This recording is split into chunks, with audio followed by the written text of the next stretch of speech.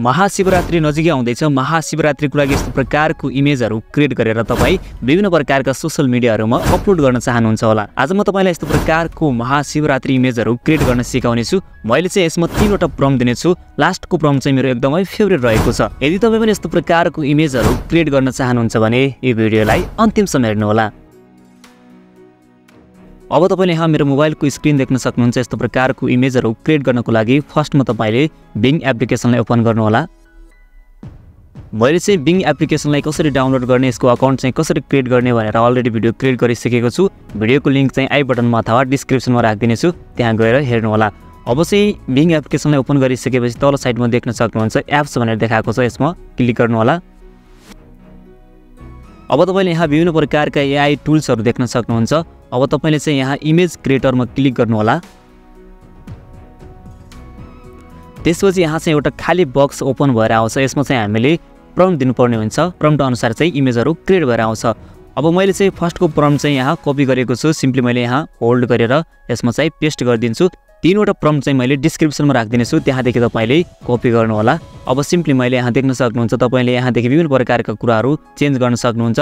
जस्तै अब यहाँ चाहिँ देख्न सक्नुहुन्छ मेरो नाम देखाएको छ। यसमा चाहिँ तपाईले यो कट गरेर आफ्नो नामलाई चाहिँ टाइप गर्नु होला। सिम्पली मैले यहाँ चाहिँ क्रिएट गर्दै फर्स्टको प्रम्प्ट रहेको छ।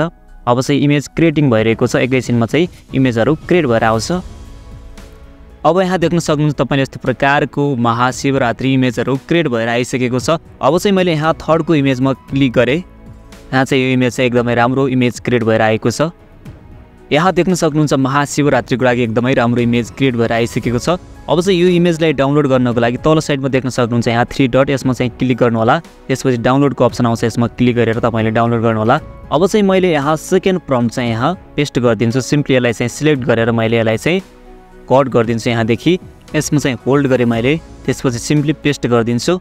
यहाँ देख्न सक्नुहुन्छ मैले मेरो नाम टाइप गरेको छु। यहाँनिर तपाईले आफ्नो नामलाई चाहिँ टाइप गर्नु होला। सिम्पली मैले क्रिएटमा क्लिक गर्दै अब तपाईले यहाँ देख्न सक्नुहुन्छ अगाडिको भन्दा एकदमै राम्रो इमेज क्रिएट भएर आएको छ। मैले चाहिँ यहाँ यसमा क्लिक गरेँ, 2वटा इमेज चाहिँ क्रिएट भएको छ। यहाँ अहिले यहाँ देख्न सक्नुहुन्छ एकदमै राम्रो इमेज चाहिँ क्रिएट भएर आइसकेको छ। अर्को इमेजलाई मैले ओपन गर्छु। यो दुईटै इमेज चाहिँ एकदमै राम्रो तरिकाले क्रिएट भएर आइसकेको छ। यहाँ देख्न सक्नुहुन्छ यो टी सर्टमा चाहिँ मेरो नाम देखाएको छ दिनेश भनेर, त्यसपछि चाहिँ यो फोटोमा पनि देखाएको छ। अब सिम्पली यसलाई पनि डाउनलोड गरिदिन्छु। डाउनलोड गर्नको लागि 3 डटमा क्लिक गर्न सक्नुहुन्छ अथवा यो फोटोमा चाहिँ होल्ड गर्नु होला। यहाँ चाहिँ डाउनलोड इमेजको अप्सन आउँछ, यसमा क्लिक गर्नु होला अनि यो इमेज चाहिँ डाउनलोड भइहाल्छ। अर्को इमेजलाई पनि डाउनलोड गरिदिएँ मैले। यहाँ देख्न सक्नुहुन्छ डाउनलोड भइसकेको छ एकदमै राम्रो राम्रो इमेज।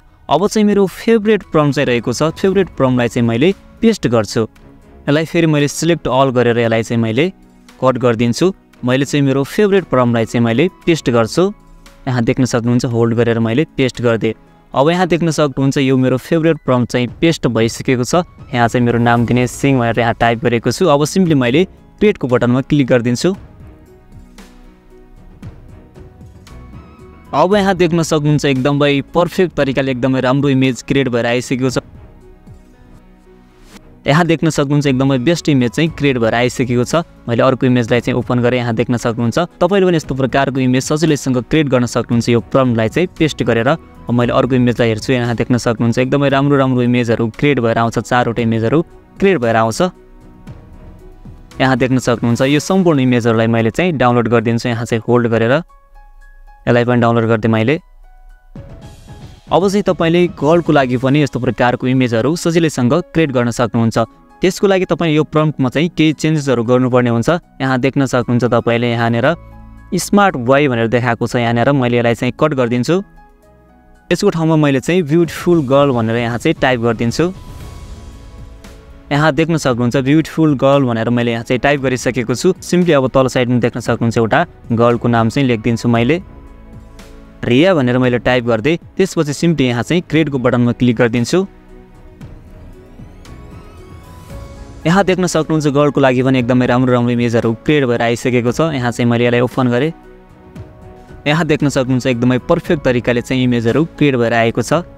यहाँ टी सर्टमा चाहिँ नाम देख्न सक्नुहुन्छ रिया भनेर यहाँ चाहिँ टाइप भएको छ नाम चाहिँ। अर्को इमेजलाई ओपन गरेँ मैले। अर्को इमेज देख्न सक्नुहुन्छ यो पनि एकदमै पर्फेक्ट तरिकाले चाहिँ क्रिएट भएर आइसकेको छ। तपाईले चाहिँ जुन इमेज मन पर्छ त्यो इमेजलाई चाहिँ डाउनलोड गर्न सक्नुहुन्छ। मैले चाहिँ यो इमेजहरूलाई डाउनलोड गरेँ।